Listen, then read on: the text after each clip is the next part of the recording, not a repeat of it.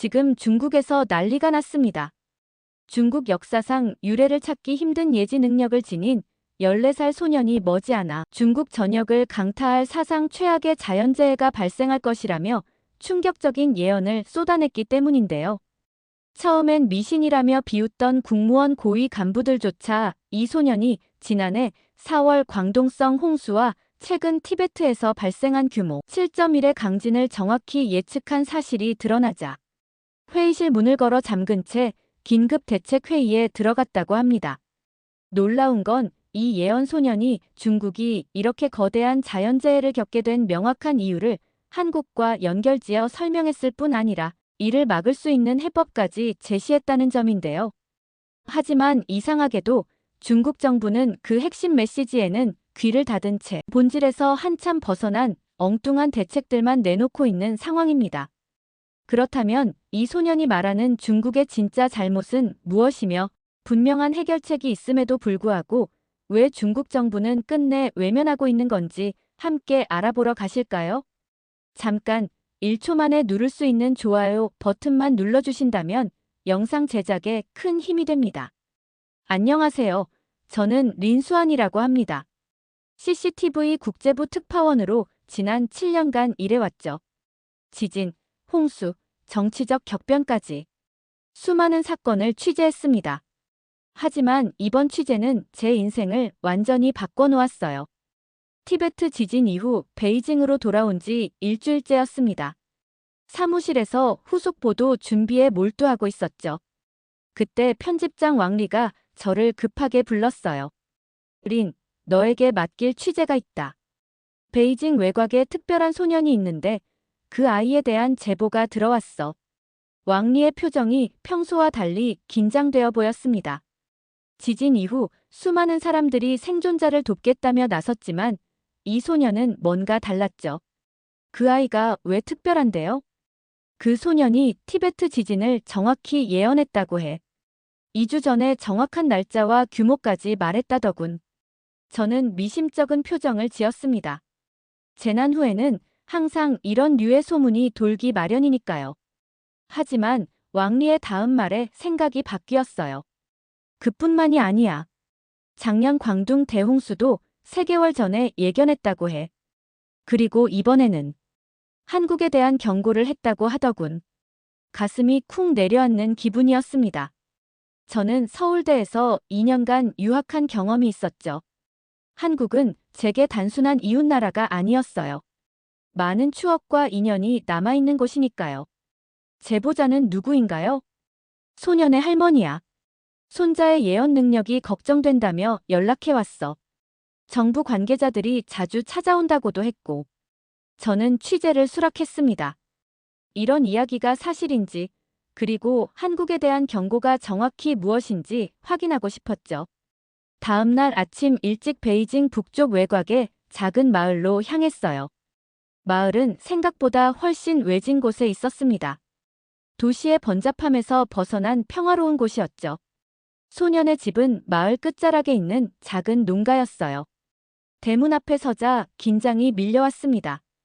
이 취재가 어떤 결과를 가져올지 전혀 예상할 수 없었으니까요. 문을 두드리자 70대로 보이는 노인이 나왔습니다. 소년의 할머니 리우 여사였어요. 제 신분을 밝히자 조심스럽게 저를 안으로 맞이했죠. 손자가 이상한 말을 많이 해요. 처음엔 그저 아이의 상상력이라 생각했지만 리우 여사의 목소리에서 걱정이 묻어났습니다. 몇 번이나 그 아이 말이 현실이 되는 걸 보고 나니 두려워졌어요. 집 안으로 들어서자 작은 거실에 앉아있는 소년이 보였습니다. 리우 민천, 14살이지만 또래보다 작고 마른 체구였어요. 하지만 그 눈빛은 달랐죠. 어린아이라고 보기에는 너무나 깊고 성숙했습니다. 민천, 이분은 베이징에서 온 기자 린수환이야. 네 이야기를 듣고 싶어 하신대. 민천은 고개를 들어 저를 바라봤습니다. 그 순간 이상한 감각이 느껴졌어요. 마치 오랜 시간을 관통해 저를 보는 듯한 눈빛이었죠. 취재하러 오셨죠? 티베트 지진과 광둥 홍수에 대해 물어보실 거예요? 저는 놀라움을 감추지 못했습니다.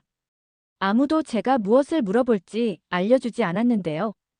호기심과 의심이 교차하며 인터뷰를 시작했어요. 민천, 정말 지진을 예견했니? 꿈에서 봤어요. 큰 산이 흔들리고 사람들이 도망치는 모습이요. 달력에는 4월 12일이라고 적혀 있었습니다. 티베트 지진은 정확히 4월 12일에 발생했습니다. 저는 목이 말랐지만 계속해서 질문을 이어갔어요. 광둥 홍수는 어떻게 알았니? 그것도 꿈이었어요. 하늘에서 물이 쏟아지고 도시가 잠기는 꿈이었죠. 할머니께 말씀드렸고 할머니가 적어두셨어요. 리우 여사는 낡은 공책을 꺼내 보여주었습니다. 거기에는 분명히 작년 홍수 발생 3개월 전 날짜와 함께 민천의 예언이 기록되어 있었어요. 저는 숨을 깊게 들이마셨죠. 그리고 가장 궁금했던 질문을 던졌습니다. 한국에 대한 경고는 무엇이니? 순간 방 안의 공기가 무거워졌어요. 민천의 표정이 달라졌습니다. 어린아이의 얼굴이 아니었죠. 마치 오랜 세월을 산 노인의 눈빛 같았어요. 한국을 무시한 대가를 치르게 될 거예요. 이 말은 단순한 예언이 아니라 경고처럼 들렸습니다. 저는 긴장된 목소리로 물었어요. 무슨 뜻이니? 어떤 대가? 민천은 잠시 침묵했습니다. 그리고 제가 상상도 못했던 이야기를 시작했죠. 중국의 역사 왜곡, 한국 문화에 대한 오해와 무시, 그리고 보복 외교에 대한 이야기였어요. 14살 소년이라고는 믿기 힘든 논리와 통찰력으로 말이죠. 우리는 고구려와 발해를 우리 역사라고 주장하지만 그것은 진실이 아니에요. 한국의 역사와 문화적 정체성을 무시하고 있죠. 그리고 이런 행동들이 결국 화를 부를 거예요. 저는 충격에 말을 잃었습니다. 어떻게 이 어린 소년이 이런 복잡한 역사적, 정치적 문제를 이해하고 있는지 의아했죠. 더욱 놀라운 것은 그의 말이 제가 평소 은밀히 품고 있던 의문과 일치한다는 점이었어요. 인터뷰는 3시간 넘게 이어졌습니다. 마치 시간이 멈춘 것 같았죠. 민천의 말 한마디 한마디가 저의 세계관을 뒤흔들었어요. 이것이 단순한 아이의 상상이 아니라는 것을 직감적으로 알 수 있었습니다. 집을 나서며 제 머릿속은 혼란스러웠어요. 이 취재를 어떻게 보도해야 할지, 과연 보도할 수 있을지조차 불확실했습니다. 하지만 한 가지 확실한 것은 제가 들은 이야기를 그냥 묻어둘 수는 없다는 사실이었죠. 베이징으로 돌아오는 길은 평소보다 길게 느껴졌습니다. 창밖으로 보이는 풍경은 그대로였지만 제 마음속 풍경은 완전히 달라져 있었어요. 취재 노트에는 민천의 놀라운 예언들과 한국에 대한 경고가 빼곡히 적혀 있었습니다. 그리고 그 내용은 제 가슴을 무겁게 누르고 있었죠. 사무실로 돌아와 보고서를 작성하기 시작했습니다. 이 이야기를 어떻게 전달해야 할지 고민이 컸어요. 민천의 예언이 사실이라면 이는 단순한 뉴스가 아니라 국가적 중요성을 가진 정보였으니까요. 하지만 동시에 정치적으로 민감한 내용이기도 했습니다. 밤늦게까지 보고서를 작성하고 다음 날 아침 편집장 왕리에게 전달했어요. 그는 보고서를 읽는 동안 표정이 점점 어두워졌습니다. 린, 이 내용은 방송하기 어려울 것 같아. 예상했던 반응이었지만 그래도 실망스러웠죠. 하지만 왕리의 다음 말은 더 충격적이었어요. 상부에서 이미 연락이 왔어. 이 소년에 대한 취재는 모두 중단하고 지금까지 수집한 자료도 모두 폐기하라고. 제 심장이 빠르게 뛰었습니다. 왜 상부가 이렇게 빠르게 반응한 걸까요? 누가 제 취재 내용을 알았을까요? 의문이 꼬리에 꼬리를 물었지만 답은 없었어요. 하지만 이건 중요한 정보예요. 사람들이 알아야 해요. 왕리는 고개를 저었습니다. 린, 너도 알잖아. 우리가 할 수 있는 일이 아니야. 이 취재는 끝났어. 사무실을 나오며 답답함이 밀려왔어요. 민천의 말이 계속 귓가에 맴돌았습니다. 한국을 무시한 대가를 치르게 될 거예요. 이 말의 의미가 무엇인지, 그리고 왜 상부가 이토록 민감하게 반응하는지 생각했죠. 집으로 돌아가는 길, 오랫동안 연락하지 않았던 번호에서 전화가 왔습니다. 서울에서 온 번호였어요. 심장이 두근거렸죠. 그 번호의 주인은 강준호, 서울대 유학 시절 알게 된 제 옛 연인이었습니다. 수안, 오랜만이야. 잘 지냈어?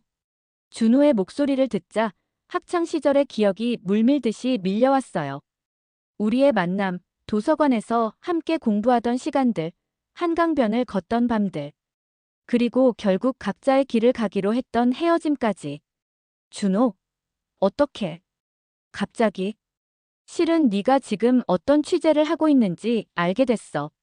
놀라움에 말을 잇지 못했습니다. 어떻게 준호가 제 취재 내용을 알게 된 걸까요? 마음이 복잡해졌어요. 무슨 말이야? 어떻게 알았어? 소년의 할머니가 한국계 중국인이야.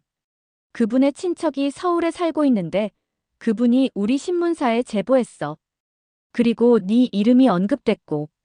준호는 지금 한국의 유력 일간지에서 국제부 기자로 일하고 있었습니다.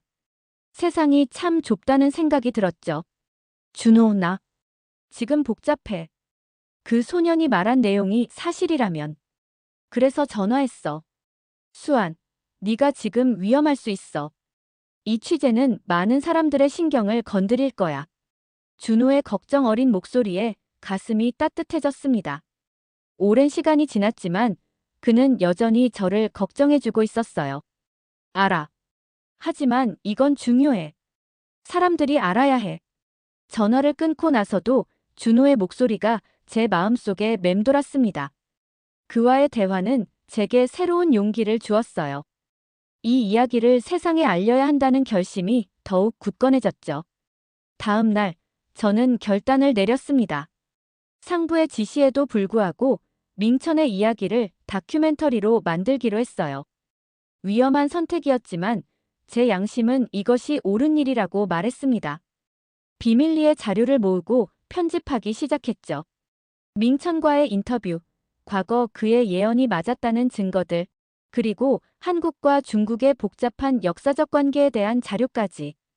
밤낮 없이 작업했어요. 완성된 다큐멘터리는 45분 길이었습니다. 예언자의 경고 우리가 무시한 진실이라는 제목을 붙였죠. 이 다큐멘터리를 어떻게 공개할지가 문제였어요. CCTV에서는 절대 방송할 수 없을 테니까요. 고민 끝에 해외 언론사와 인터넷 플랫폼에 동시에 공개하기로 했습니다. 준호에게 연락해 도움을 청했어요. 그는 즉시 동의했고 한국의 주요 언론사에 연결해 주었죠. 다큐멘터리를 유출하기 전날 밤, 저는 준호와 다시 통화했습니다. 준호, 내일이면 모든 것이 달라질 거야. 두렵지 않아? 물론 두렵지. 하지만 이게 옳은 일이라고 생각해. 잠시 침묵이 흘렀습니다. 그리고 준호가 말했어요. 수안, 다 끝나면 서울로 와. 내가 도울게. 그 말에 눈물이 차올랐습니다. 오랜 시간이 지났지만 우리 사이에는 여전히 특별한 무언가가 남아 있었어요.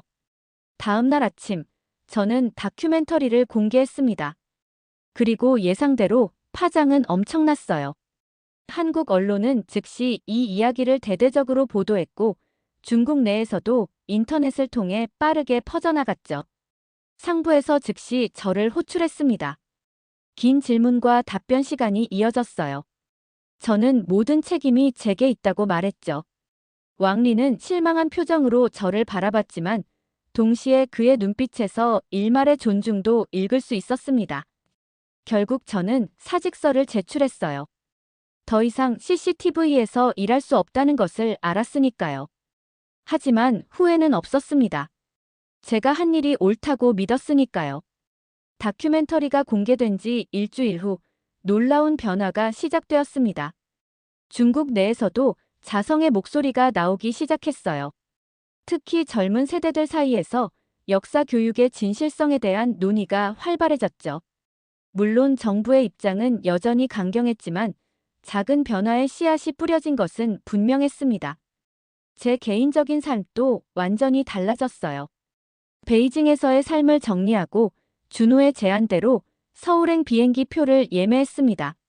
새로운 시작을 위해서였죠. 출국 전날, 민천을 마지막으로 찾아갔어요. 그 소녀는 마치 모든 것을 알고 있었다는 듯 미소 지었습니다. 린 선생님, 걱정하지 마세요.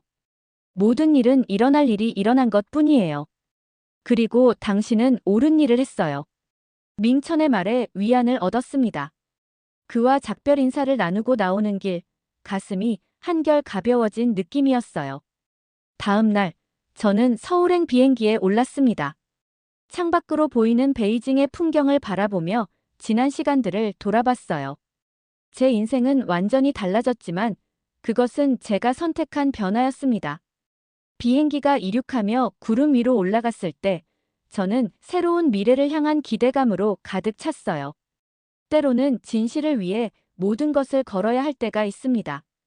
그리고 그 선택이 비록 어렵더라도 그것이 우리를 올바른 길로 인도한다고 믿습니다. 인천공항에 도착했을 때 준호가 기다리고 있었습니다. 그를 보는 순간 모든 불안과 두려움이 사라졌어요. 새로운 시작, 새로운 희망이 저를 기다리고 있었으니까요. 돌아온 것을 환영해 수안. 준호의 따뜻한 미소를 보며 생각했습니다. 진실은 때로 우리를 위험에 빠뜨리지만 결국 올바른 길로 인도한다고요. 그리고 그 여정에서 우리는 진정한 자아와 용기를 발견하게 됩니다.